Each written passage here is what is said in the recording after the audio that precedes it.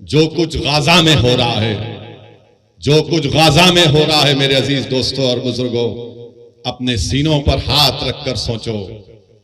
अपनी औलाद अगर सामने है तो उनको देखकर अपने दिमागों पर जोर डालकर सोचो कि गाजा में खून रेजी हो रही है, गाजा में नस्ल कशी हो रही है, गाजा में। मैंने दिल में रहकर सोच लिया आजाद ओवैसी अजीज दोस्तों, तूने तो बता दिया कि 6 दिन में इजराइल ने 6000 बम गिरे, लेकिन यह तो तुमने नहीं बताया कि 1 दिन में इजराइल ने कितना बम गिरे।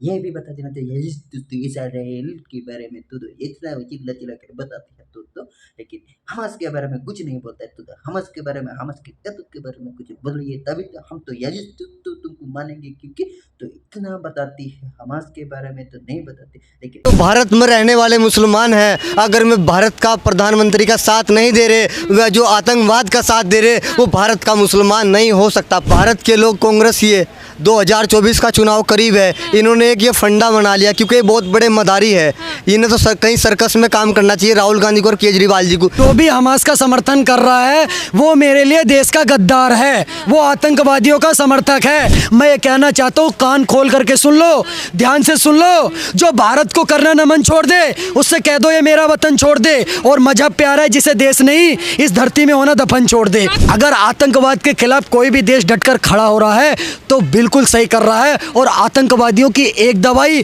सिर्फ और सिर्फ ठुकाई, क्योंकि लातों के भूत कभी बातों से नहीं मानते। Muslim personal law board of India के आप all India Muslim personal law board के सदस्य नहीं है मजहरी साहब? ये कौन सी दुकान खोल दी आपने? नहीं, Muslim personal law board of India है तो बहुत पुराना बोर्ड है।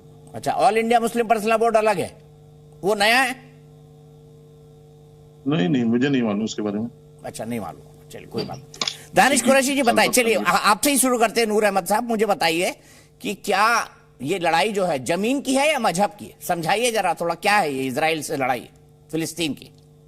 ये लड़ाई जो है ये जमीन और मजहब की दोनों लड़ाई है। अच्छा, दोनों की लड़ाई। मैं तो इजराइल के प्राइम मिनिस्टर को कहूंगी कि ऐसा चट्टान बनाओ, ऐसा मैदान बनाओ गाजा पट्टी को कि आने वाले 5 साल के बाद वर्ल्ड कप वहां पर हो। कि अगर गुस्ताखे रसूल की सजा हो सकती है तो अपमाने राम की सजा क्यों नहीं हो सकती है?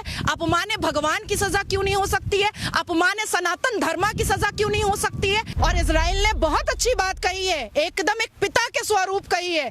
एक घर में जैसे पिता गार्जियन होता है, उसी तरीके से देश का प्रधानमंत्री गार्जियन होता है।